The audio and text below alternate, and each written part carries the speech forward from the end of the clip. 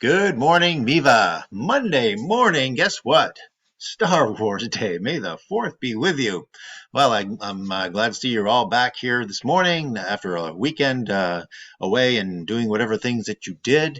We have a nice little quote of the day for you. No matter how unique you may think your struggle is, many people have overcome the exact same issues, and many people are doing the work to overcome them right now, all around you. So connect with them. Of course, in this day and age, connecting should be more virtual than face to face, but that's okay too.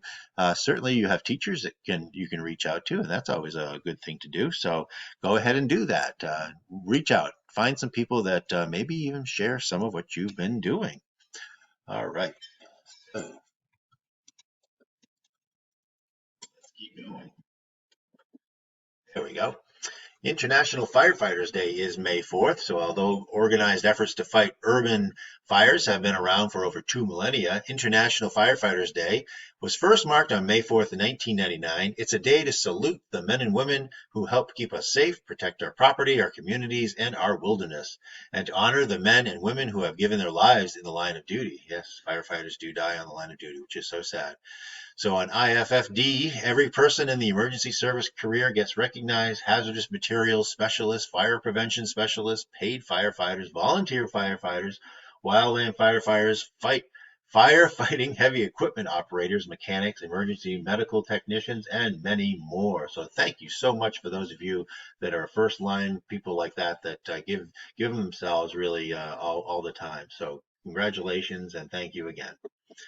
All right, this day in history. Well, in 1626, American Indians sell Manhattan Island for $24 in cloth and buttons. Of course, the story is told that that's what they did. Of course, Manhattan's worth what, billions probably now, in real estate. And but really, the Indians did not have the same, or the Native Americans did not have the same, understanding of land that we do. They just thought, you lived on the land and you just did what you did, and you hunted and fished and gathered and lived. And yeah, they lived in certain areas, but nobody really owned the land. So for $24, they were seeing like they made a big deal out of it, right? Anyway, we thought a little bit differently as Europeans coming over across, from Europe. Right, in 1715, a French manufacturer debuts the first folding umbrella. I just thought that was kind of cool that it was that long ago that the folding umbrella is. Nice little drawing of one there, an older one. Anyway, so that's the umbrella. Some of you used those probably last weekend, right? In 1961, 13 civil rights activists dubbed freedom fighters begin a bus trip through the South, and their idea was to get things stirred up so that the civil rights movement could really take on a new meaning, because it wasn't just people in the South; it was people from North that believed in freedom as well.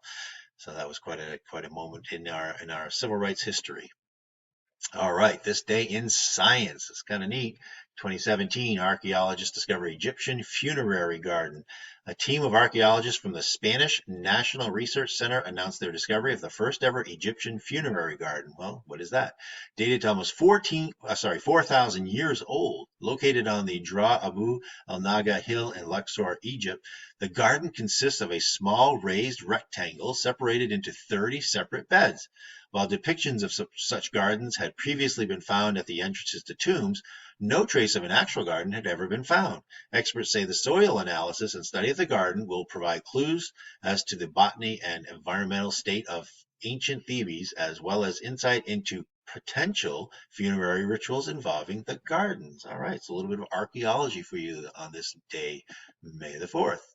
All right, don't forget the Creative Writing Club is happening. Well, that's going to be tomorrow, 3:30 to 4. So contact Dr. C for more information.